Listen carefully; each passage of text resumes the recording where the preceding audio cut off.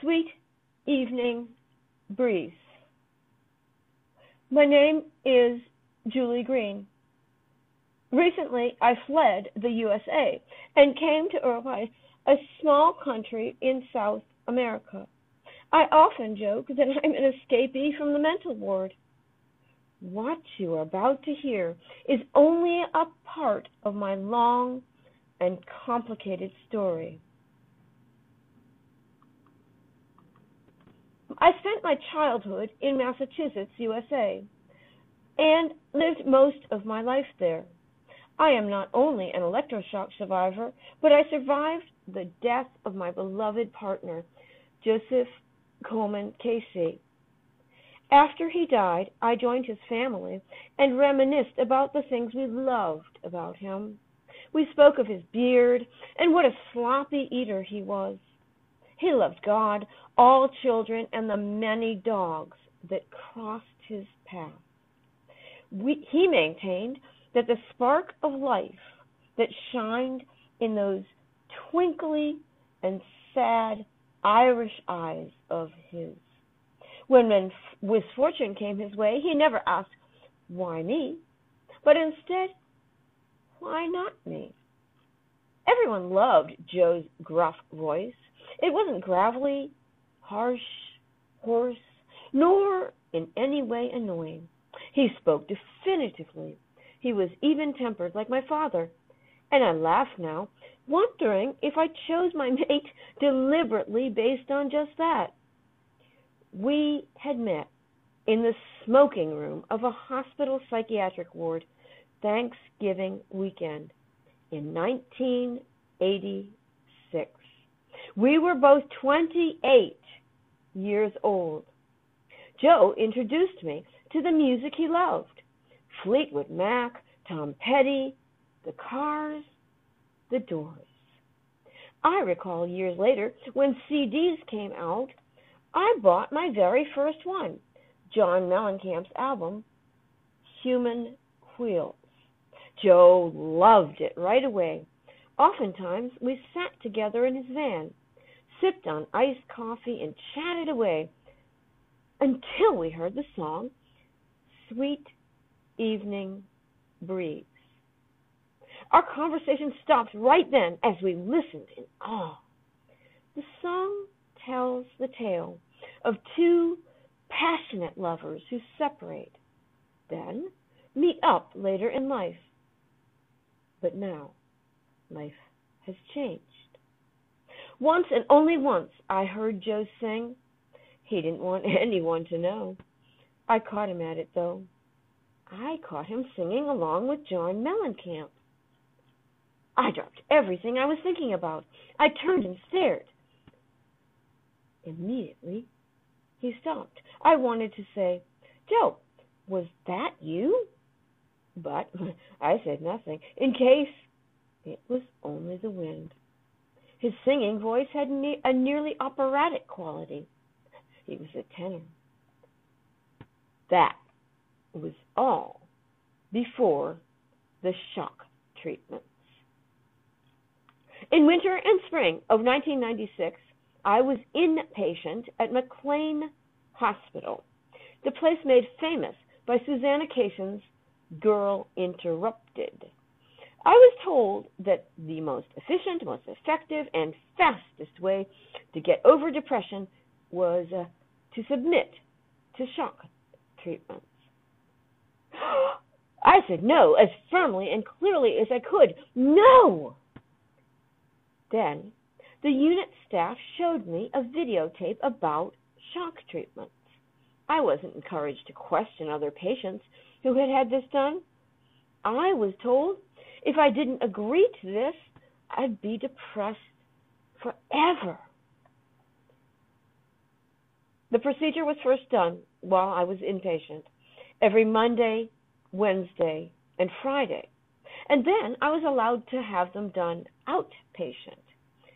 Once, about a minute before the anesthesiologist knocked me out, the doctor who did the shock, Dr.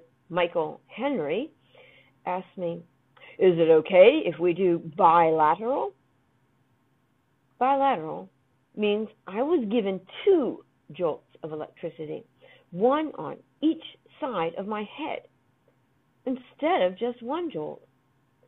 I signed no papers, nor was told of the risks. I only wanted it over with. I had refrained from eating or drinking prior to the shock. This was so I wouldn't aspirate my own puke should I vomit from the anesthesia. These so-called treatments are done while the patient is fully dressed. The jolt of electricity causes a seizure, and that somehow is supposed to do some good. Shortly after the patient wakes up, they won't admit how many patients don't ever wake up at all.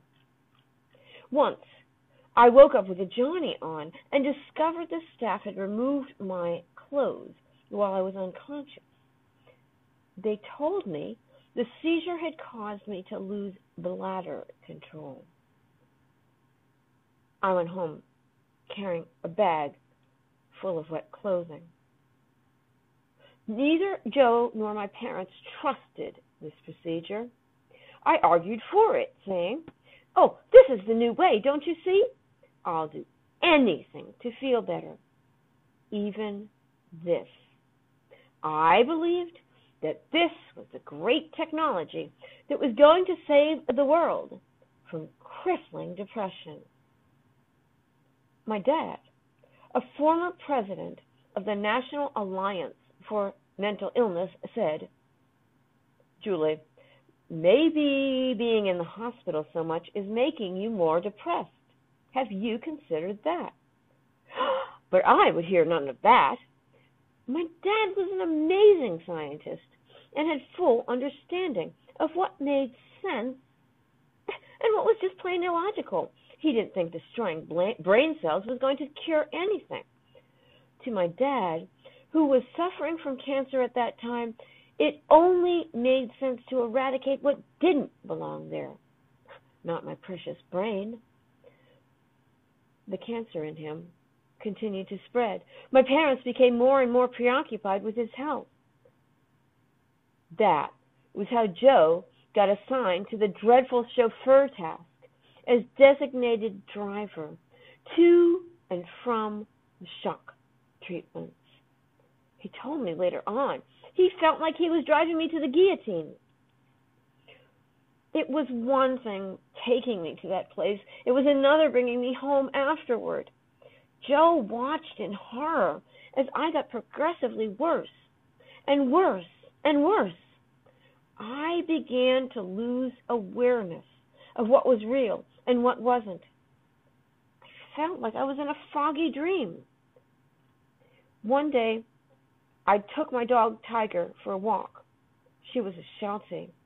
We took our usual route. Suddenly, I had no clue where I was.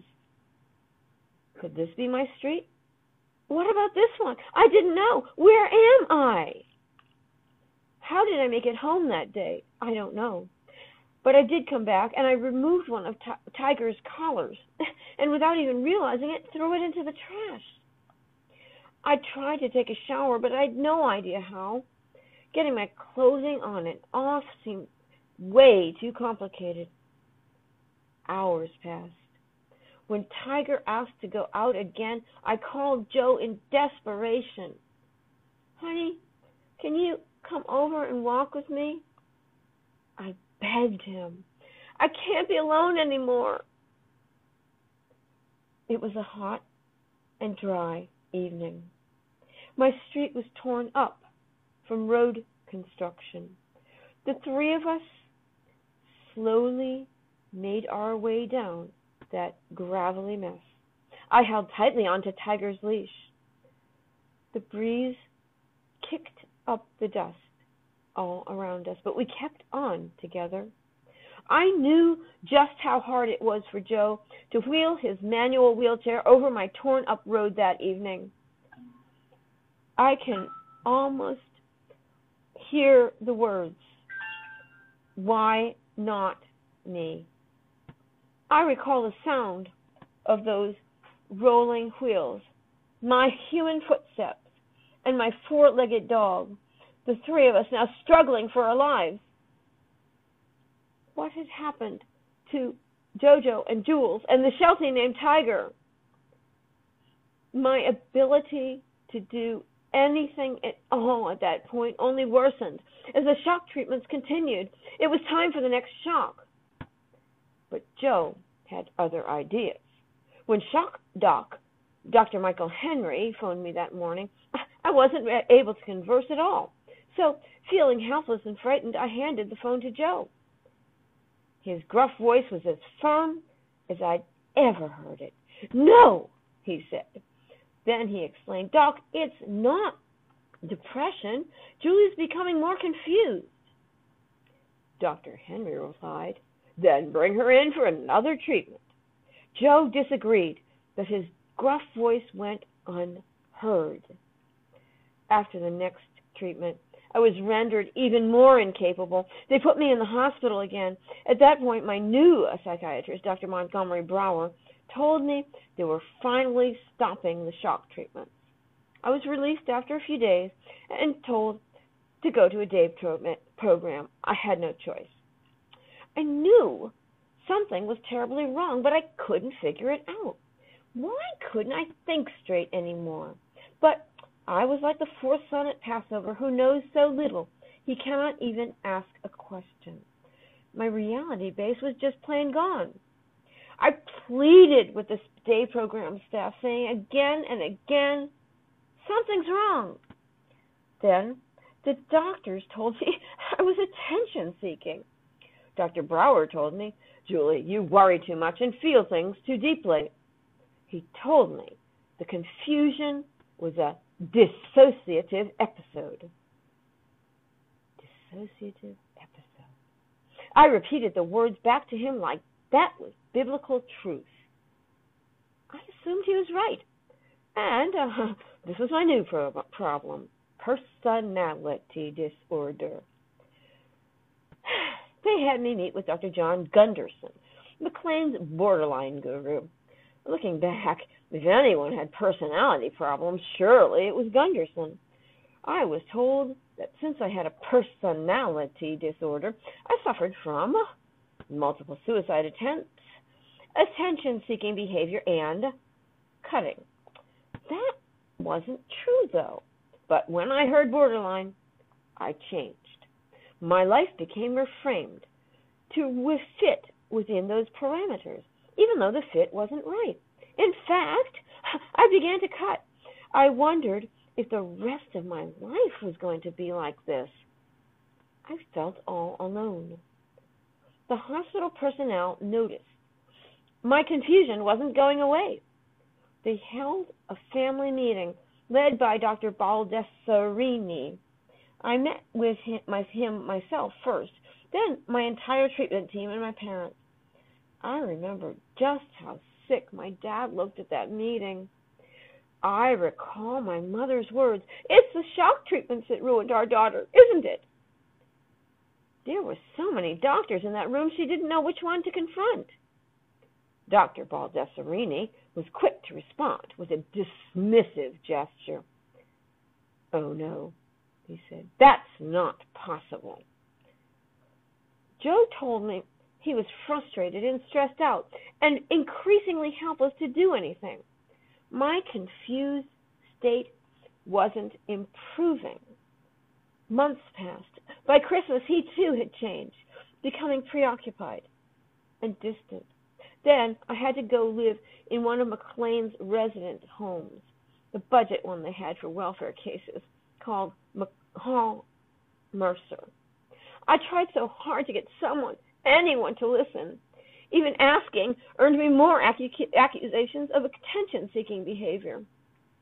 Meanwhile, Joe told me his own psychiatrist, Dr. White, whom he had been seeing for many years, had suddenly disappeared. I knew there was some scandal, but we never found out for sure. Joe felt devastated, but I was too confused to be much help. He stayed with his parents for a while. I didn't see Joe much after that for a long time, until he, too, was hospitalized. The two of us were an awful mess. One day, Joe put his arm around me and begged me not to cry while we listened to John Mellencamp's sad song, Sweet Evening Breeze, over and over. I leaned my head against his chest while he stroked my hair, calling me Jules, telling me over and over that everything would somehow work out. My new therapist, Missy Myers, was a resident psychiatrist willing to take me on for therapy. They had told her that I had a severe personality disorder. Someone in administration was pushing hard to have me transferred to a state hospital. I heard their words over and over, long-term hospitalization. Folks, that was how McLean Hospital tried to cover up what they had done, to ensure that I wouldn't figure out the truth. I know now, and I'm sure they knew then, that the confusion I was experiencing was a direct result of damage from shock treatments. I didn't have a brand new diagnosis, and I wasn't dissociating. But the damage from shock treatment was the damage from shock treatments permanent? Would I ever be the same? As far as anyone knew, I was of no further use to society, nor could I ever live on my own again. I made plans to kill myself. I didn't want to be locked up in a state hospital for the rest of my life.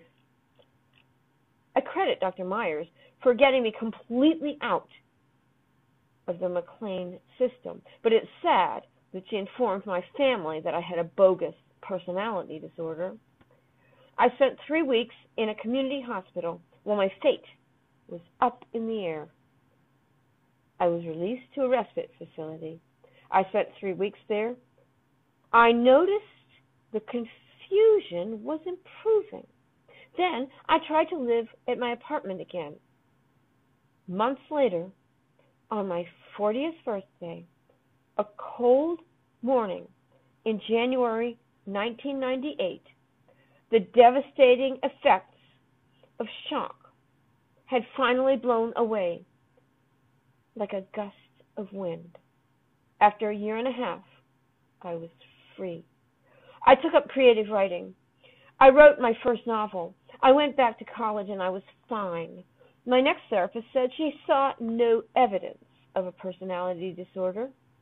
I graduated from Emerson College with high honors in the summer of 2003. On August 19th, a month later, Joe collapsed in his elevator and died. At his funeral, we sang Amazing Grace.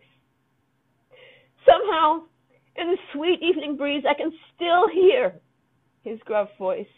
I can see clearly his grin under his beard. He appeared to me in a dream I had, assuring me the food in heaven was terrific. He invited me to join him. But I have promises to keep. I have a mission here on earth, a mission for Joe and for all of us. These large, rich, and powerful hospitals in USA routinely cover up their grave errors by inventing bogus diagnoses to explain the consequences of their crimes. When they can't patch up what they've done, they do what's most convenient. We get put away. Taxpayers will pay for it as they pay billions in disability payments to more and more patients who have been damaged by those institutions that claim to cure. When will this insanity stop? After I finished graduate school in 2009, I became more aware. I used writing and blogging to speak out against injustice. For this, I was considered a nuisance and later a threat. They even called me dangerous. I was illegally taken from my home many times by force and locked up again. My home was illegally searched. I was accused of crimes I had never committed nor ever planned to commit. We're granted freedom of speech in USA, but those of us who blow the whistle on institutions are denied constitutional rights. Isn't it all surprising that they threatened again to put me in a state hospital.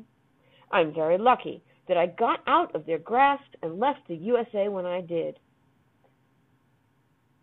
Today, I dream of the freeing of all enslaved people. I dream of the obliteration of psychiatric diagnosis. I dream of knocking down the walls, real and invisible, of segregation and bigotry. I dream of a society that embraces all variety of human experience, that not one more human being ever be sent to a locked facility, nor forced to undergo barbaric procedures. I dream of the day they stop tossing out people like me. Not one human being is worthless. I believe this change will happen and that these powerful institutions will fall. But we must continue to demand, let my people go. I no longer get depressed. I live a happy and productive life. What they told me was a permanent disorder requiring heavy-duty pills and therapy and even shock treatments was all a lie. At 57 years old, I'm delighted to be free of any form of mental health treatment. I am grateful to the people of Hawaii who have been unconditionally welcoming to me. I'll end with a quote taken from John Mellencamp's Sweet Evening Breeze. I was loud and a little sad. She was visiting from Atlanta, Georgia. She had come to spend the summer with her dad. I thought she was very pretty. We would kiss and hold hands every night by the football field. Sweet evening breeze blows around my thoughts and memories as I lie here today and drink my tea. I can still see sweet evening breeze.